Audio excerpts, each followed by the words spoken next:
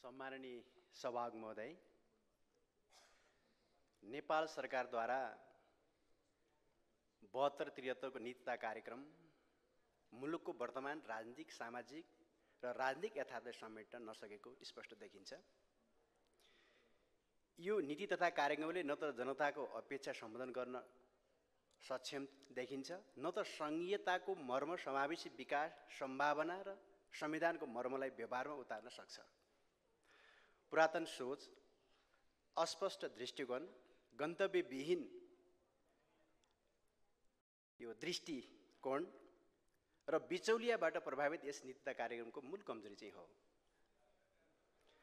सभामुख महोदय, अहिले देश आर्थिक र विकासका दृष्टिकोणले एक यस्तो सङ्कटको मोडमा छ जहाँ देशका प्रमुख सूचाङ्कहरू डामाडोल अवस्थामा चाहिँ छन्। बेरोजगार युवाहरू विदेशी र बाध्य छन्, तर आम नागरिकको पीडामा सरकारको यो नीति तथा कार्यक्रम सुखा भाषण जस्तै सुनिएको छ। यसमा न परिणाम छ, न दृष्टिकोण छ। सरकारले यसपालिको नीतिमा रोजगारी सृजना, आत्मनिर्भर अर्थतन्त्र र समृद्ध नेपाल जस्ता कुरा त गरेको चाहिँ छ, तर अघिल्लो वर्षमा राखिएका जनमुखी कार्यक्रम समेत कटौती गरेर यथार्थमा नीतिलाई भाषण जस्तो बनाएको चाहिँ छ। विगत वर्षका नीति कार्यक्रमको परिमाणलाई विश्लेषण नगरी आजभन्दा 7 वर्ष अघिको नीति तथा कार्यक्रमको कपी पेस्ट भेटिन्छ। त्यो समयमा ल्याइएका नीति तथा कार्यक्रमको तुलनात्मक जवाफ यो नीति तथा कार्यक्रमले दिन सकेको छैन। अथवा रेलको कुरा, पानी जहाजको कुरा, घर घरमा ग्यास लाइनको कुरा र विभिन्न उद्योग स्थापना गर्ने लक्ष्य के थियो अघिको नीति कार्यक्रममा, आज के भयो? कति उत्पादनले आयात प्रतिस्थापन गर्यो र कति युवाले रोजगारी पाए? यस्ता प्रश्नहरूको उत्तर दिने आधार यो नीति तथा कार्यक्रममा चाहिँ छैन। आज देशको व्यापार घाटा 17 खर्बभन्दा माथि पुगिसकेको छ। हामी हरेक वर्ष खरबौंको सामान आयात गरिरहेका छौँ। यसमा तरकारीदेखि लसुन, चिनीदेखि दालसम्म विदेशबाट आउँछ। सरकार भन्छ कृषिमा आत्मनिर्भरता, तर किन किसानलाई मल, न सिँचाइ, न बजार, आयात प्रतिस्थापनको नारा दिने सरकारले घरेलु उत्पादनलाई प्रतिस्पर्धात्मक बनाउने कुनै योजना नल्याउनु अदूरदर्शी होइन भन्ने के हो? देशमा 20 लाखभन्दा बढी युवाहरू बेरोजगार छन्।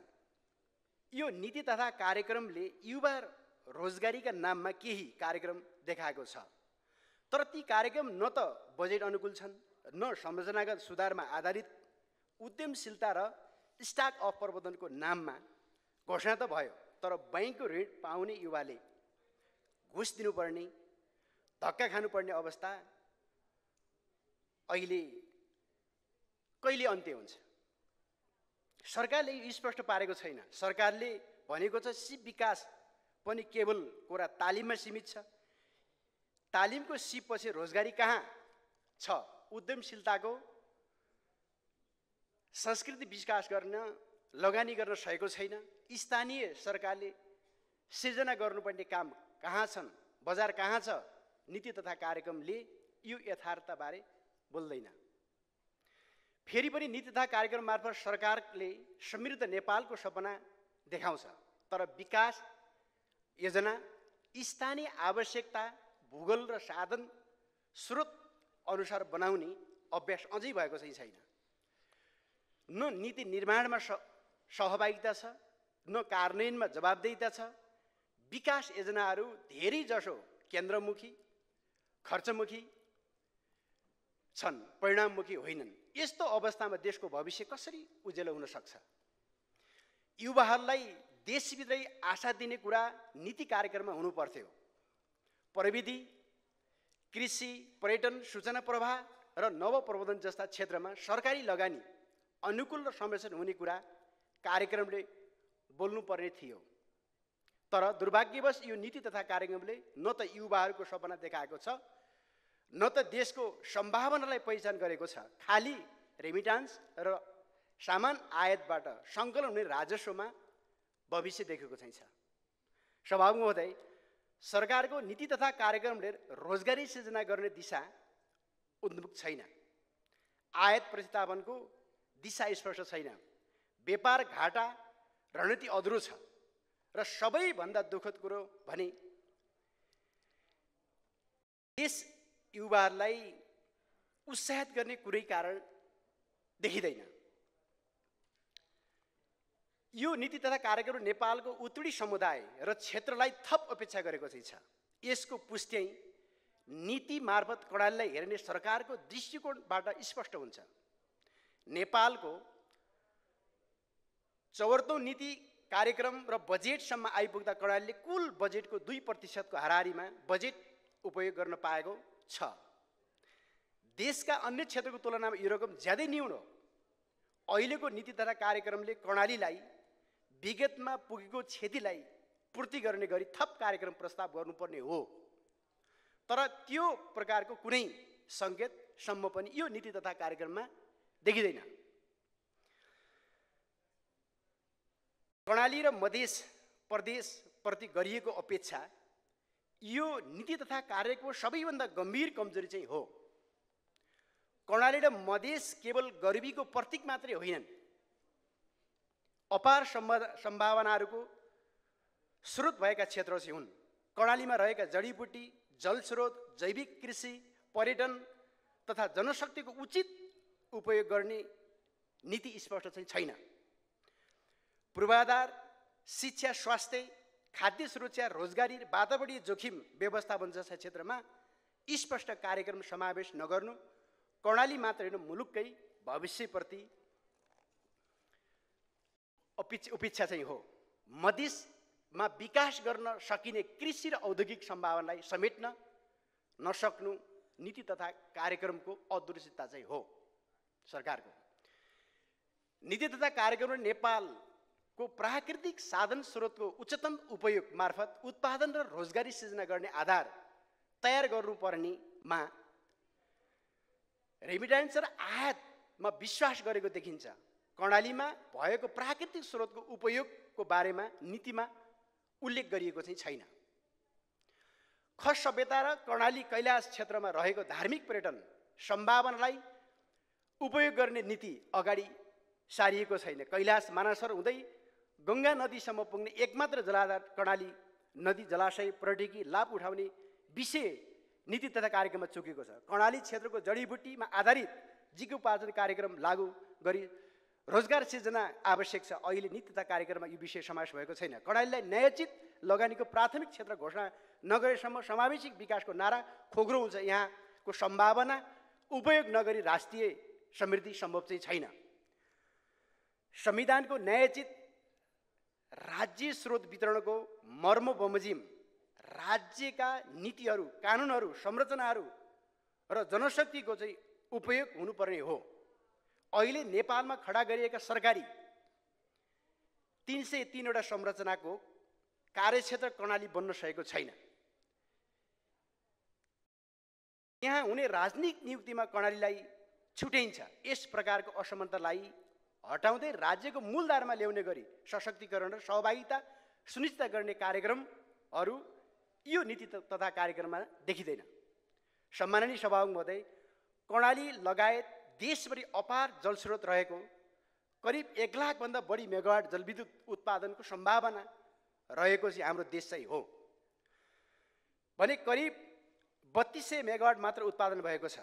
आज भर्खरै उकालो लागेको नेपाली पुँजी परिचालन महत्त्वपूर्ण चासोको रूपमा आउँदै राष्ट्रिय पुँजीको स्वरूप लिने क्रममा रहेको हाइड्रो पावरमा सयौं नीतिगत बाधा अडचनहरू फुकाउने कुरामा नीति तथा कार्यक्रम स्पष्ट छैन। कर्णाली लगायत नेपालका अधिकांश नदी खोलाहरूमा बिचौलियाहरूको कब्जामा चाहिँ छन्। वास्तविक जलविद्युत उत्पादनकर्ताहरूले लाइसेन्स विहीन अवस्थामा छन्, लाइसेन्स पाएको अवस्था चाहिँ छैन। जलविद्युत क्षेत्रमा स्वदेशी लगानीमा प्राथमिकता दिई नीतिगत अप्ठ्यारो फुकाउने, वन क्षेत्रका समस्याहरू सुल्झाउने र निजी क्षेत्रसँग हातेमालो गर्ने नीति कार्यक्रम स्पष्ट रूपमा आउन जरुरी चाहिँ छ। त्यसैगरी खानीको क्षेत्रमा पनि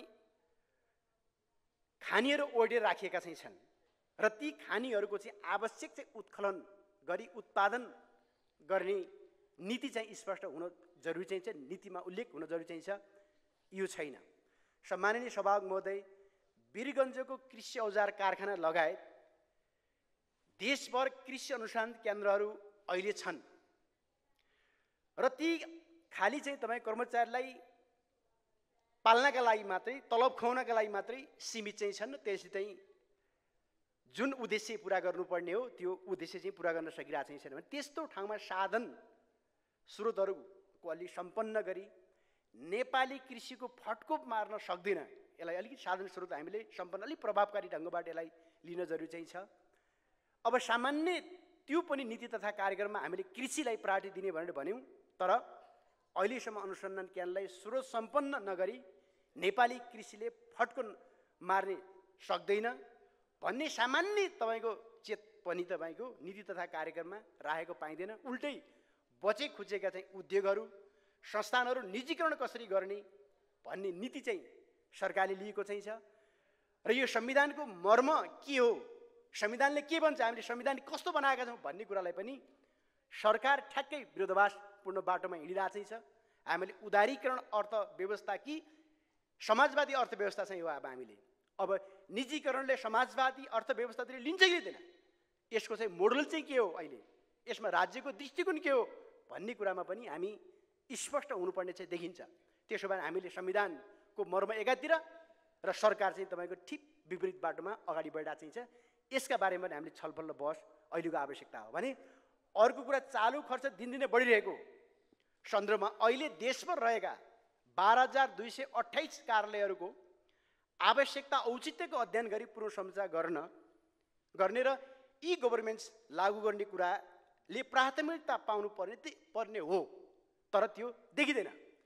17 पहुँचको भरमा खोलिएका कार्यालयहरूको कटौती गरी कर्णाली क्षेत्रको आवश्यकतामा आधारित केही तपाईँको चाहिँ अहिले नयाँ भूगोलको आधारमा केही चाहिँ अब कार्यालयहरूको आवश्यकता चाहिँ छ। यो कुरालाई चाहिँ अब अलिकति यहाँ नीति तथा कार्यक्रममा चाहिँ प्रश्न चाहिँ छैन। यसलाई हामीले अलि प्रश्न चाहिँ पार्न जरुरी चाहिँ हुन्छ। राज्यलाई व्यवहार गरेका तर सञ्चालनमा नरहेका 18वटा विमानस्थलको उपयोग रणनीति बनाउने पर्ने देखिन्छ। अहिले नीति तथा कार्यक्रममा यो विषय छुट्या चाहिँ छैन। धेरै खर्च चाहिँ भयो तर प्रयोगविहीन चाहिँ छन्। यसका बारेमा चाहिँ ठोस हामीले नीति चाहिँ बनाउनुपर्छ, कार्यक्रम चाहिँ हामीले बनाउनु, यसको योजना चाहिँ हामीले बनाउन चाहिँ जरुरी चाहिँ छ। राज्यभित्र महँगो लगानी गरेर तयार भएको चिकित्सा क्षेत्रको जनशक्ति पलायनको डरलाग्दो अवस्थामा चाहिँ छ। मेडिकल इन्जिनियरिङ र अनुसन्धान लगायतका उच्च लगानीमा तयार भएको जनशक्ति नेपालमा टिकाउन नवीनतम सहकार्यका कार्यहरू प्रस्ताव गर्न यो नीति तथा कार्यक्रम चाहिँ चुकेको चाहिँ छ। यसलाई कसरी रोक्ने, यसमा चाहिँ सरकार त्यति संवेदनशील चाहिँ जिम्मेवार चाहिँ भएको चाहिँ देखिँदैन। कर सङ्कलनको मुख्य आधार भन्सारहरूको क्षमता अभिवृद्धिको ठोस कार्यक्रम तयार भएको देखिँदैन। 40वटा भन्सारहरू मध्ये चीनसँग जोडिएका भन्सारहरूको व्यवस्थापन अलि राम्रो हुनुपर्ने हो, त्यसमा चाहिँ ध्यान सरकारको चाहिँ गएको चाहिँ छैन। 133वटा छोडा भन्सारहरू चाहिँ छन्। यसको स्तर उन्नति गर्ने भन्सार सङ्कलनमा भोगिरहेका चुनौतीहरूको सम्बोधन गर्ने गरी यो नीति तथा कार्यक्रममा यसले महत्त्व चाहिँ पाएको चाहिँ छैन। शब्दहरूमा सुशासन, सामाजिक न्याय र समावेशिक आर्थिक समृद्धि जस्ता महत्त्वपूर्ण विषयहरू समेटी पनि व्यवहारमा अघिल्लो वर्षका सकारात्मक अभ्यासहरूलाई निरन्तरता दिने पहल नदेखिनु दुःखद पक्ष चाहिँ हो। सुशासनका कार्यक्रममा कटौती गरेर भ्रष्टाचार नियन्त्रणको प्रतिबद्धता जनाइनु स्वयं विरोधाभासपूर्ण चाहिँ छ।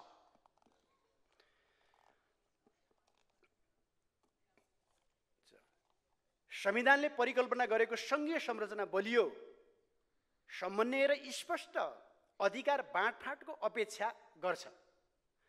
तर यस नीतिमा प्रदेश र स्थानीय तहका भूमिका र स्वर सुनिश्चित गर्ने स्पष्ट रणनीति छैन। यसले संघीयतालाई कमजोर बनाउने खतरा बढाएको छ। सम्माननीय सभामुख महोदय, उत्पादनशील क्षेत्रमा लगानी, रोजगारी सृजना र आयात प्रतिस्थापनका लागि ठोस कार्यक्रमको अभाव देखिन्छ। कृषिमा आत्मनिर्भर, प्रविधिको प्रयोग र बजारीकरण जस्ता विषय सतही रूपमा मात्र प्रस्तुत भएका चाहिँ छन्। शिक्षा र स्वास्थ्यलाई प्राथमिकता दिएको भनिए पनि विद्यालय सुधार, शिक्षक प्रशिक्षण, पाठ्यक्रम अद्यावधि तथा ग्रामीण स्वास्थ्य सेवामा पहुँच विस्तारका ठोस कार्यक्रम प्रस्तुत भएका चाहिँ छैनन्। भ्रष्टाचार नियन्त्रणको सवालमा ठुला काण्डहरूमा कारबाही गर्ने, अख्तियारलाई निष्पक्षता र प्रभावकारिता प्रदान गर्ने स्पष्ट दृष्टिकोणको अभावले राजनीतिक संरक्षणप्रतिको शङ्का जनतामा चाहिँ बलियो हुँदै गएको चाहिँ छ।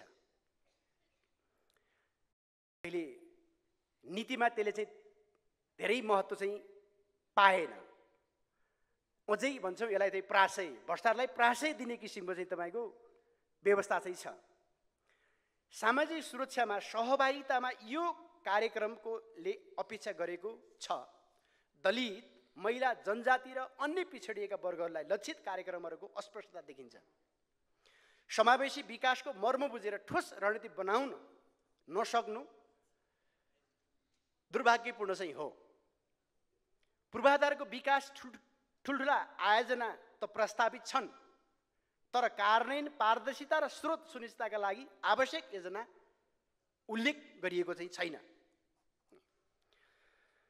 परराष्ट्र नीतिमा स्वतन्त्र र सन्तुलनको कुरा भए पनि छिमेकी राष्ट्रहरूसँग सम्बन्ध व्यवस्थापन, वैदेशिक लगानी, पर्यटन, व्यापार प्रवर्धनका लागि रणनीति अधुरो देखिन्छ। यसमा चाहिँ स्पष्ट चाहिँ छैन। सभामुख महोदय, यसैले सरकारसँग म आग्रह गर्छु, यो कार्यक्रमलाई पुनर्संरचना गर्न जरुरी चाहिँ छ। स्थानीय उत्पादनमा संरक्षण चाहिँ गरियोस्। युवा स्वरोजगार कार्यक्रम प्रभावकारी र पारदर्शी बनाइयोस्। व्यापार नीतिमा सुधारलाई व्यापार घाटा कम गर्ने ठोस कार्यक्रम ल्याइयोस्। नीति निर्माणमा विज्ञ, जनप्रतिनिधि र युवाहरूको सहभागिता सुनिश्चित गरियोस्। यसका लागि आवश्यक छ, जरुरी चाहिँ छ। यसले हामीलाई धेरै ठुलो मद्दत चाहिँ गर्छ राष्ट्र निर्माणका लागि। पुँजीगत खर्चका लागि देशको दिगो लाभ र स्थानीय आवश्यकतामा आधारित आयोजनामा मात्र लगानी गर्ने पद्धतिको विकास गरियोस्। सम्माननीय सभामुख महोदय, यसका लागि नेपाली माटोको विशेषतामा आधारित आत्मनिर्भर कृषि क्षेत्रहरू समेट्न जरुरी चाहिँ छ। युवालाई स्वदेशमा रोजगारी सृजना गर्न उद्यम विकासका कार्यक्रममा समावेश गर्न जरुरी चाहिँ छ। सरकारी संरचनालाई पारदर्शी र गतिशील बनाउन पूर्ण ई-गभर्नेन्समा जान जरुरी चाहिँ छ। राजस्व र भन्सारलाई व्यवस्थित गरी चुहावट नियन्त्रण र भन्सारलाई सुधार गर्न 40वटा भन्सार र 133वटा छोटी भन्सारलाई पूर्ण डिजिटल र त्यसै प्रविधियुक्त चाहिँ नगरेसम्म भ्रष्टाचारमा तपाईँको चुहावट चाहिँ जारी रहन्छ। यो अहिले योजनाबद्ध ढङ्गले यो सम्भावना हुँदाहुँदै पनि त्यतातिर सरकार चाहिँ जान चाहेको चाहिँ छैन। यसले मात्रै राजस्वमा आउने चुहावट नियन्त्रण गर्न सक्छ। भूमि व्यवस्था समस्या, यो भूमि व्यवस्था समस्या आयोग लगायतका राजनीतिक नियुक्तिका लागि मात्र तयार गरिएका विभिन्न संरचनाहरू खारेज गर्न जरुरी चाहिँ छ। यसले खर्चमाथि चाहिँ अनावश्यक बढाएको चाहिँ छ। कर्मचारीको साइज डाउन गर्न जरुरी चाहिँ छ। यसको राइट साइज अहिले अब अलिकति सङ्ख्या तपाईँको अनावश्यक सङ्ख्याहरू चाहिँ बढाएको, जो चाहिँ अब कामविहीन छन्, भूमिकाविहीन छन्, कर्मचारीहरू प्रशस्त छन्, उनले काम गर्ने ठाउँ पाएका छन्, अफिस पाएका छैनन्, कार्यालय पाएका छैनन्, त्यसै तपाईँको सडकमा बोलाइने अवस्था सिधाबाद। यसले गर्दा चालु खर्च घटाउनका लागि धेरै ठुलो मद्दत चाहिँ गर्छ। थन्किएर रहेका केही सरकारी कार्यालयहरू छन्, प्रयोगविहीन कार्यालयहरू चाहिँ छन्, तिनीहरू र स्रोतको तपाईँको चाहिँ सही सदुपयोग गर्न आवश्यक चाहिँ छ। यसमा निर्वाचनमा सचेत नागरिकहरूको सहभागिता सुनिश्चित गर्न विदेशमा रहेका नेपाली नागरिकलाई मतदान गर्ने व्यवस्था मिलाउन जरुरी चाहिँ छ। यो पनि नीति कार्यक्रम ले बोलेको चाहिँ छैन। विकास निर्माणका कामलाई आधारभूत मानव अधिकारमा आधारित राष्ट्रिय महत्त्व र आर्थिक समृद्धिका आयोजनामा वर्गीकरण गरी पहिले आधारभूत मानव अधिकार आयोजना पुरा गर्ने नीति लिन आवश्यक चाहिँ छ भने यो अनुत्पादक क्षेत्र आवश्यक विहीन क्षेत्रमा आयोजनाहरू चाहिँ बनेर बजेट खेर जाने यस्ता प्रकृतिका समस्याहरू यसले नियन्त्रण गर्छ। अहिले फेरि त्यो नेपालको तुलनात्मक लाभका क्षेत्रका लगानी वृद्धि गर्नु छ भने सञ्चित अवस्थामा रहेको प्राकृतिक स्रोतको उपयोग कार्ययोजना बनाई कार्यान्वयनमा ल्याउनुपर्छ। अहिले हामी साधन स्रोतको हिसाबले सम्पन्न चाहिँ छौँ। खासै भन्ने हो भने हाम्रो सम्पत्ति लगरमै छ। लगरमा रहेको सम्पत्तिको हामीले सदुपयोग गर्न सक्ने हामीले त्यो सामर्थ्य चाहिँ राख्न जरुरी चाहिँ छ। यसमा हामीले ध्यान दिन जरुरी चाहिँ छ। दिगोको विकास र नेपाली भू स्वरूपको विशेषतालाई ध्यान दिँदै वातावरण मैत्री विकास पूर्वाधार गर्ने नीति लिनुपर्छ।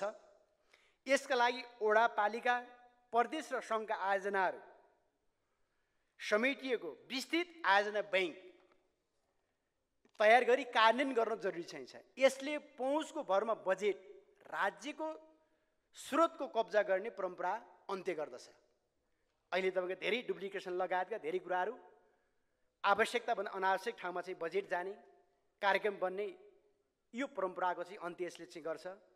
होइन भने मन पनि राज्यको स्रोत वितरण र कब्जा गर्ने कब्जाले देश चल्दैन बन्दैन पनि देशको समृद्धिको यात्रा ओह्रालो लाग्छ। यसका लागि चाहिँ हामीले विशेष ध्यान दिन जरुरी चाहिँ छ। यो कार्यक्रमले मुलुकको विद्यमान आर्थिक सङ्कट, बेरोजगारी, उत्पादन क्षमताको ह्रास र विदेश पलायन भइरहेका युवाहरूको पीडालाई सम्बोधन गर्न सकेको चाहिँ छैन।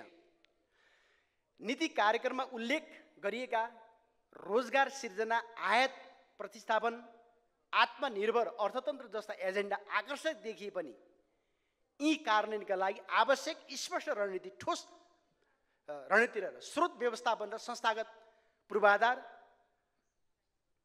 पूर्णतः अस्तव्यस्त चाहिँ छ। सरकारले रोजगारीका कार्यक्रमको नाममा पुरानै आयोजनाहरू दोहोरिएको छ र तिनको प्रभावकारिता परीक्षण नगरी भाषणमै सीमित राखेको छ। व्यापार घाटा अझै भयावह बन्दै गइरहेको अवस्था चाहिँ छ। कृषि, लघु उद्योग र सहकारीहरूलाई सबल बनाउनु पर्ने सरकारको ठुलो भूमिका चाहिँ हो। यसलाई ध्यान दिनु पर्थ्यो तर सरकार दलालहरूकै वरिपरि घुमिरहेको देखिन्छ। यो नीति तथा कार्यक्रम न वर्गीय न्यायप्रति प्रतिबद्ध देखिन्छ न त युवाहरूको उत्पादनशील श्रमसँग राष्ट्र निर्माणमा लगाउन इच्छुक देखिन्छ। प्राविधिक नवप्रवर्तन, वैज्ञानिक कृषि र सार्वजनिक सेवामा आवश्यक लगानीबारे मौन बसेको छ। आर्थिक असमानता र गरिबी बढ्दो अवस्थामा हुँदा समेत समावेशिक, सर्वमुखी र आत्मनिर्भर विकासको स्पष्ट खाका प्रस्तुत गर्न नसकेको नीति तथा कार्यक्रमको अदूरदर्शिता हो। यसले देशभित्र निराशा बढाएको छ र परिवर्तनको सपना देख्ने पुस्तामा गहिरो अविश्वास उत्पन्न गराएको छ। यसैले यो नीति तथा कार्यक्रमलाई केवल कर्मकाण्डी र निरन्तरताको मात्र बन्न पुगेको चाहिँ यसलाई हामीले ध्यान दिनुपर्छ। तसर्थ सामान्य सभा महोदय, जनताको जीवनस्तर उकास्न राष्ट्रको समृद्धिका लागि युग र माटो सुहाउँदो नीतिहरू समावेश गर्नका लागि नीति कार्यक्रम पुनर्लेखन, पुनर्संरचना र जनमुखी दृष्टिकोणबाट पुनः विचार गर्न अत्यन्तै जरुरी चाहिँ मैले देखेको चाहिँ छु। सभा महोदय, मेरो कुनै यहाँ आग्रह छैन, पूर्वाग्रह चाहिँ छैन। यो सदन भनेको सर्वोच्च निकाय हो। देशमा कुनै पनि प्रकृतिका घटनाहरू चाहिँ घट्न नदिनु, त्यसलाई रोक्नु र हरेक प्रकारका हाम्रा अगाडिको चुनौतीहरूको सामना गर्नु र अहिलेको विश्वसँग चाहिँ हामीले प्रतिस्पर्धा गर्नु र असफल चाहिँ राष्ट्र चाहिँ हुँदैछ, यसबाट हामीले सफल राष्ट्र बनाउनु। देश ग्रे लिस्टमा चाहिँ छ, यसबाट देशलाई चाहिँ मुक्त गर्नु छ। यो धेरै ठुला चुनौतीहरू हाम्रो अगाडि चाहिँ छन्। यो चुनौतीको सामना कसरी गर्ने र जनताले हामीलाई प्रश्न उठाएका छन् कि अहिलेका राजनीतिक दलहरूबाट जे अपेक्षा हामीले गरेका थियौँ त्यो अपेक्षा पुरा हुन सकेन र सबै राजनीतिक दलहरू उल्टो बाटो हिँडिरहेका चाहिँ छन् भन्ने जनताको बुझाइ चाहिँ छ। यो संसद भनेको बौद्धिकहरूको चाहिँ बहस गर्ने एउटा थलो। यहाँ हामीले हाम्रा अगाडिका चुनौतीहरू च्यालेन्जहरू के हुन् भन्ने कुरामा गम्भीर चाहिँ हामीले बहस गर्नुपर्ने हो, छलफल गर्नुपर्ने हो। तर हामी खालि एक अर्कालाई आरोप र प्रत्यारोप मात्रै लगाइरहेका छौँ, आक्षेप र हामीले लगाइरहेका छौँ भने जनताले हाम्रो हैसियत के हो, संसद सर्वोच्च निकायमा रहेका हामी सांसदको हैसियत के हो भन्ने कुराहरू प्रत्येक दिन जनताले देखिरहेका छन्, सुनिरहेका छन्। त्यसो हुँदा हामीले हाम्रो भूमिका बढाउनु छ। यसलाई हामीले भूमिका नबढाएसम्म हामीले हाम्रो दायित्व चाहिँ पुरा गर्न सक्दैनौँ। त्यसो भए हुनाले यहाँ कसैले पक्ष लिनुपर्ने, पुरै समर्थन गर्नुपर्ने, कसैले विरोध मात्रै गरिरहनु पर्ने यो होइन। अहिले देखिरहेछौँ संसदमा कसरी चर्चामा आउन सकिन्छ, के बोल्दा चर्चामा आउन सकिन्छ, के हुँदा सामाजिक सञ्जालमा भाइरल हुन सकिन्छ। खालि हाम्रो चिन्ता र हाम्रो चासो यतिमा मात्रै चाहिँ छ। त्यसो भए हुनाले यसले गर्दा चाहिँ हामीलाई खिल्ली उडाएका छन्। खालि हामी उटपेडिङ मात्रै बोलिरहेछौँ, उटपेडिङ कुरा मात्रै हामीले गरिरहेको छौँ भने अझै सञ्चार मिडियाहरूले र सामाजिक सञ्जालहरूले उटपेडिङ बोल्नेहरूलाई, उटपेडिङ शब्दहरूलाई बढी चाहिँ तपाईँको महत्त्व दिएर यसलाई समय खर्चिरहेका छन्। त्यसो भए हुनाले अब हामीले यसका बारेमा अलिकति छलफल गरौँ, बहस गरौँ र अलिकति हामीले यसको चाहिँ निचोड हामीले निष्कर्ष निकालौँ। अहिले जुन बाटो हामी हिँडेका चाहिँ छौँ, अहिले यो बाटो ठिक छ कि छैन, यो हामी भन्ने कुराका बारेमा गहिरो समीक्षा गरौँ। त्यसो भए हुनाले अबको यो देश बनाउने, मुलुक बनाउने नयाँ चाहिँ मोडल के हुन सक्छ, यो मोडलका बारेमा छलफल गरौँ, बहस गरौँ। संसदभित्र रहेका हामी सबै बौद्धिक व्यक्तित्वहरूले पनि बहस गरौँ, कसरी चाहिँ देशको विकास, समग्र विकास गर्न सकिन्छ। यसका लागि विभिन्न विज्ञहरूसँग हामी राय परामर्श, हामीले सुझावहरू हामीले लिउँ र त्यसपछि यहाँको देशको पूर्वाधार विकास, अहिलेको जो मोडालिटी हाम्रो चाहिँ छ, आवश्यकताभन्दा पनि अनावश्यक ठाउँमा चाहिँ बढी बजेट चाहिँ केन्द्रित हुने, आवश्यक ठाउँमा बजेटको प्राथमिकता नपर्ने समस्याहरू चाहिँ छन्। थुप्रै सम्भावना हुँदाहुँदै पनि हामी गरिब भएर, भिखारी भएर माग्नुपर्ने अवस्था चाहिँ छ। अहिले पनि हामीले अरूको विदेशीको अनुदानको भरमा चाहिँ हामी बाँच्नुपर्ने भएको चाहिँ छ।